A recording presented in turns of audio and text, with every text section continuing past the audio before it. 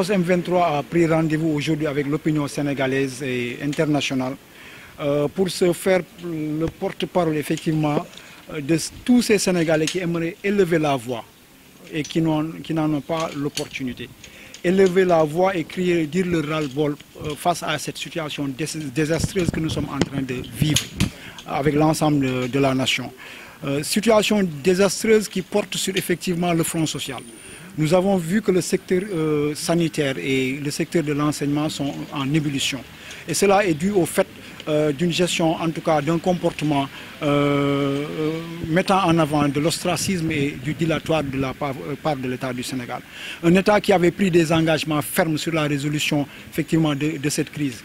Des résolutions fermes, des engagements fermes dans le cadre de la prise en charge effectivement des préoccupations des forces travailleuses et qu'on voit aujourd'hui faire peut-être dans une stratégie d'apaisement, alors qu'en réalité les élèves doivent aller à l'école. En réalité, les Sénégalais ont besoin d'aller se faire soigner. Nous voyons qu'il y a des problèmes au niveau du loyer chez les Sénégalais. Nous voyons qu'effectivement, dans la distribution de l'eau, sur le plan de la sécurité alimentaire, les Sénégalais ne savent plus où donner de la tête. C'est pourquoi aujourd'hui, la COS M23 a estimé nécessaire d'élever la voix pour souligner effectivement ces manquements et exiger de l'État du Sénégal à avoir une posture responsable pour la résolution définitive de ces crises. Pour aussi souligner au-delà de ces aspects le manque d'ouverture et de dialogue entre l'État du Sénégal et les organisations politiques. Les Sénégalais sont privés de certains droits. Nous l'avons constaté lors de ces législatives, des millions de Sénégalais n'ont pas disposé de leur carte d'identité pour aller voter. Au-delà, nous avons dépensé plus de 50 milliards pour prendre en charge cette préoccupation. Des dépenses qui ne sont pas encore justifiées. Le secteur minier et gazier, en tout cas aussi, a pris sa part. Les contrats sont signés à tout va dans un manque de transparence totale. C'est pourquoi nous avons estimé nécessaire d'élever la voix pour exiger de l'État du Sénégal, de monsieur le président de la République, M. Macky Sall et son pouvoir, de prendre leurs responsabilités pour en tout cas discuter sérieusement de ces problèmes et nous offrir des solutions idoines. Nous avons combattu une certaine pratique avec des régimes antérieurs. Il avait pris des engagements. Il y en a pour lesquels il a les moyens de le faire. Si par exemple, pour l'autosuffisance en riz, il faut des milliards d'investissements, il ne faudra pas un sou pour libérer la justice sénégalaise. Nous voyons que celle-ci est utilisée à des fins politiciennes. Elle est utilisée pour combattre des adversaires. Alors que tout autour du président de la République, nous pouvons dénombrer des centaines d'administrateurs de fonds publics qui doivent faire dans la reddition des comptes et dans la redevabilité. Malheureusement pour, en tout cas, le trésor public, ils sont sous la protection effectivement de ce pouvoir, via les corps de contrôle qui transmettent des rapports qui arrangent le pouvoir, qui ne le font pas pour des autres rapports qui pourraient en tout cas faire grincer. Nous en avons effectivement marre de cette situation. Oui, tout d'abord, demander à toutes ces forces de se retrouver, de mutualiser toutes les énergies. Demander aussi effectivement aux organisations politiques de faire dans l'unité. Parce que de manière éparse, nous ne pouvons pas porter ce combat. Nous avons en face de nous un État fort qui ne lésine pas sur les moyens pour nous écraser. Donc nous sommes obligés d'unir nos forces, de parler un même langage, mais de manifester notre désarroi. C'est-à-dire que nous sommes très faibles en termes de moyens, mais nous avons le droit de crier notre ras-le-bol parce que nous sommes conscients des dérives, en tout cas exercées par ce pouvoir. On l'a combattu avec lui. Aujourd'hui, au pouvoir, il se met à fouler aux pieds les principes les plus élémentaires. Nous ne pouvons plus le supporter. Il n'a qu'à, en tout cas, prendre ses responsabilités pour mettre en place un cadre de dialogue pour une très bonne gouvernance de nos ressources, qu'elles soient financières, économiques ou autres, mais que les choses se fassent sérieusement.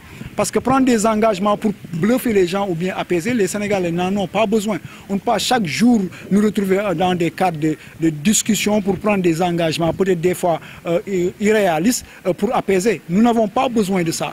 Nous avons constaté que sur le plan social, dans le cadre effectivement du traitement salarial des fonctionnaires, nous avons un budget 2018 qui fera plus de 600 milliards.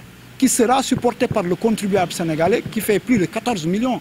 Alors nous ne pouvons pas laisser cette situation continuer au détriment effectivement de beaucoup de problèmes qui doivent être pris en charge très sérieusement. Nous allons inviter tout le monde de toutes les manières parce que dans ce concert, tout le monde a sa partition à jouer. Notre rôle c'est quoi? C'est d'alarmer, en tout cas d'anticiper sur la survenue de certaines situations et de convier les gens libres à eux. Si toutefois nous sommes tous dans la même dynamique de protéger le bien public, les gens répondront. Mais si toujours les mêmes calculs de positionnement en tout cas prévalent sur l'intérêt général, les gens seront libres de vaquer à leurs occupations, les gens seront libres de ne pas venir, mais face à l'histoire, la COS marquera de son empreinte effectivement son action qui se déroule depuis 2012 et qui consiste à prendre ses responsabilités, même dans la minorité, en tout cas constamment de tenir la dragée et autres à certaines dérives et puis de laisser effectivement le peuple sanctionner. De toute façon, c'est une mission qu'on s'est impartie à nous-mêmes. Nous allons l'assumer jusqu'au bout. Que les gens répondent ou pas, nous allons faire les démarches nécessaires, nous allons les rencontrer, nous allons les convier, nous allons en tout cas épuiser la démarche administrative pour faire une manifestation populaire et demander à ce que, en tout cas, l'État arrête les dérives. Que la voix du bas peuple tonne. Nous sommes dans la souffrance perpétuelle dans tous les secteurs. Dans tous les secteurs, les Sénégalais n'en peuvent plus, la faim est là. Il faut l'accepter. Il faut accepter que les Sénégalais ont faim. Il faut accepter que les Sénégalais ne se soignent pas. Il faut accepter que les Sénégalais confrontent beaucoup de problèmes qui doivent être pris en charge et que les moyens sont là. Il y a une mauvaise distribution. Les gens s'accaparent, un tout petit groupe a accaparé effectivement toutes nos ressources pour se les distribuer entre eux. C'est le président de la République et son entourage. Combien de milliards est-ce qu'on peut récupérer à partir de certaines personnes complaisantes effectivement aux positions du président de la République? Combien de rapports de l'IGE dorment sous son coude et qui pourraient servir à prendre en charge effectivement certaines préoccupations? La corruption, on en parle. Nous sommes en tout cas dans un espace corrompu. Ça se fait au niveau des services publics, tout le monde le voit, mais ça ne dérange personne. Où est-ce que va le Sénégal?